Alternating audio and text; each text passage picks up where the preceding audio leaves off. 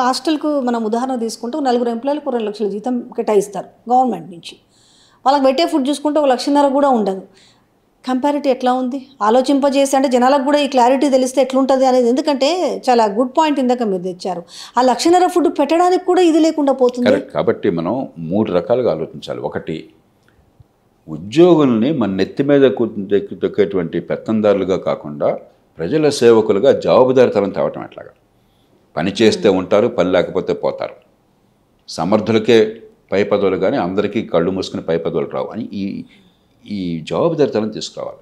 ఒకప్పుడు స్వతంత్రం వచ్చాక కూడా బ్రిటిష్ వాళ్ళ పరిపాలన పుణ్యమా అని చెప్పిన అలవాటు కొంతకాలం కొనసాగిన కారణంగా మీరు సమర్థులైతే గవర్నమెంట్లో బాగా సమర్థంగా మీరు నిజాయితీగా పనిచేస్తుంటే యాక్సిలరేటెడ్ ప్రమోషన్స్ ఉండేవి. ఒక ఆయన, నేను ఐఏఎస్ చేరిన తర్వాత ఒక గుమస్తాగా ప్రభుత్వంలో చేరిన ఆయన జిల్లా కలెక్టర్గా నేను చూశాను, నా కళ్ళతో చూశాను. ఆయన ఒక గుమస్తాగా వచ్చి జిల్లా కలెక్టర్ అన్నాడు. ఎందుకని? స్వతంత్ర పోరాటం ముందు, స్వతంత్రానికి ముందు బ్రిటిష్ వాళ్ళ పాలనలో పనిని బట్టి ప్రమోషన్లు ఉండేవి. కాబట్టి సమర్థంగా పనిచేస్తే బాగున్నాడు అనుకుంటే టకటకా వచ్చేసి గుమస్తా నుంచి కలెక్టర్ అంటే మీరు ఊహించుకోగలరు ఎంత స్థాయి ఉంది తేడా. ఈవేళ మీరు అది ఊహించాలనుకోవడం సాధ్యం కాదు. ఏమైంది? గుడ్డిగా అందరికీ ప్రమోషన్లే, టైం బౌండ్. నువ్వు పని చేసావా చేస్తావా లేదు. బాగా పనిచేస్తే ఒక ఇంక్రిమెంట్ అదనంగా ఇచ్చే అవకాశం లేదు, ఒక ప్రమోషన్ అదనంగా ఇచ్చే అవకాశం లేదు. బాగా పనిచేయకపోతే తీసే అవకాశము లేదు. ఇది మారిపోవాలి.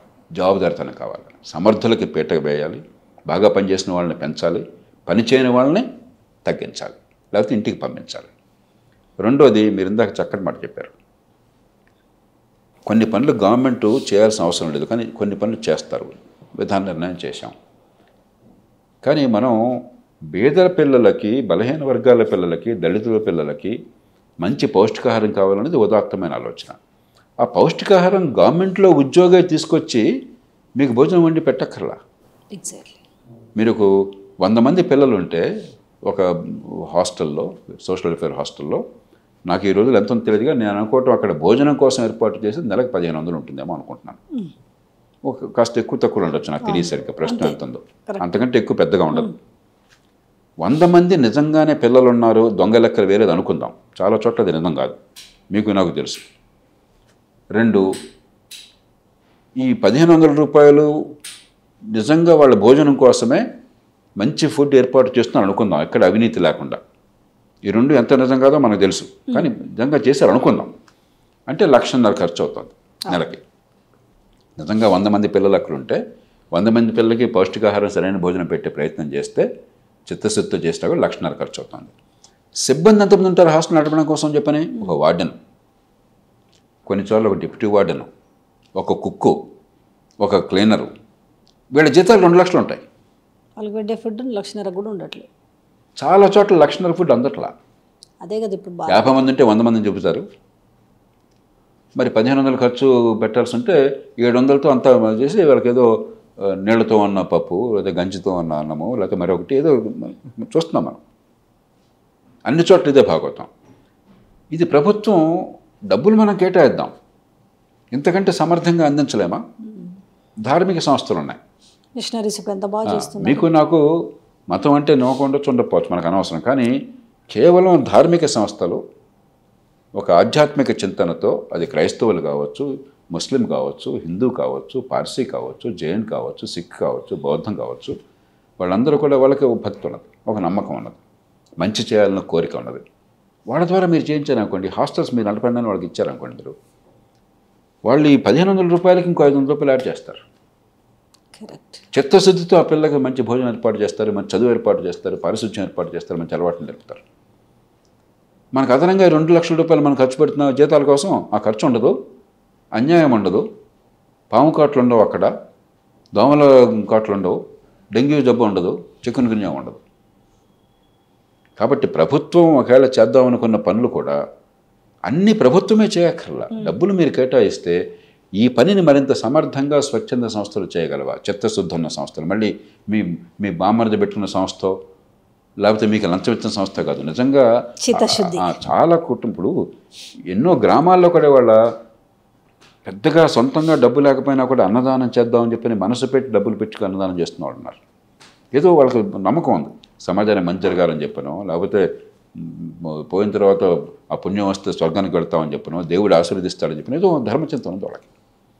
అలాంటి వాళ్ళని గుర్తించడం చిత్తశుద్ధి ఉంటే పెద్ద కష్టం కాదు, ఆ రకంగా చేయించవచ్చు. ఇట్లాగా ప్రభుత్వం చేసే పనులు కూడా అన్ని ప్రభుత్వ యంత్రాంగం ద్వారా పెద్ద కష్టమైన పని ఇలాంటి నిర్ణయం ఏమాత్రం లేదు. మీకు చిత్తశుద్ధి ఉండాలి, కొంచెం ఒళ్ళు వంచాలి, అంతా మనమే చేద్దామన్న గుత్తాధిపత్యం ఉండకూడదు. మూడోది, అసలు ప్రభుత్వం కొన్ని పనులు ఎందుకు చేయాలండి? మీరు చేయాల్సిన పనులు మీరు చేయట్లా. చట్టబద్ధ పాలన ఉందనుకోండి, చట్టబద్ధ పాలన ప్రభుత్వం తప్ప ఇంకెవరూ చేయకూడదు. ఇప్పుడు ఏం చేస్తుంది, ప్రభుత్వం చేయలేకపోతే గోండాలు చేస్తున్నారు ఆ పని. మీకు ఏమైనా ప్రాపర్టీ డిస్ప్యూట్ వస్తే మీరు ఎవరి దగ్గరికి పోతున్నారు? గోండ్ల దగ్గరికి పోతున్నారు, సెటిల్మెంట్లు చేసుకొని. సెటిల్మెంట్లు అంటే ఎక్కడ ప్రైవేట్ రంగం చేయకూడదు అక్కడ ప్రైవేట్కి వదిలేసాం. మనం చేయాల్సిన చోట వదిలేయలేదు, చేయాల్సిన చోట మనం వదిలేసాం. మన అవసరం లేని పనులు వాడు చేయగల పనులు మనం చేస్తున్నాం. కాబట్టి ప్రభుత్వం ముందు మంచి ప్రమాణాల విద్య, ఆ విద్య కూడా మీరే అందించక్కర్లా. ఎలాగో మీరు మీ దగ్గర ఎవరు నమ్మకం లేదు ప్రైవేట్ స్కూల్లోకి పోతున్నారు. మంచి ప్రమాణాల ఆరోగ్యం మీరే ఇవ్వక్కర్లా, అందే ఏర్పాటు చేయటం, దాని డబ్బులు ఏర్పాటు చేయటం, చట్టబద్ధ పాలన, మౌలిక సదుపాయాలు. వర్షం కురిస్తే వరదలు చూస్తున్నాం మనం.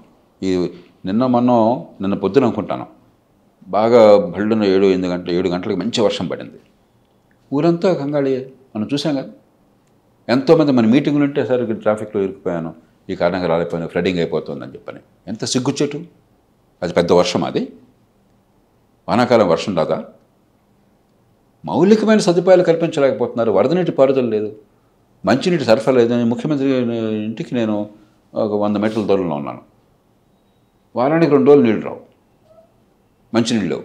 వచ్చేది ఒక రోజైనా కూడా మనం పట్టుకుని చేసుకుంటాం, అది కూడా అందట్లేదు. ఇక్కడ కూడా వాటర్ మంచినీళ్ళు లేవు. మంచినీళ్ళు అందించలేకపోయిన ప్రభుత్వాలు, మురుగునీటి పారుదల చేయలేని ప్రభుత్వాలు మంచినీళ్ళు మురుగునీళ్ళు కలుస్తున్నాయి.